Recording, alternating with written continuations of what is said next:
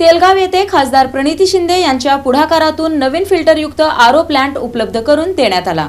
ग्रामस्थांच्या पिण्याच्या पाण्याचा प्रश्न यामुळे मार्गी लागणार आहे।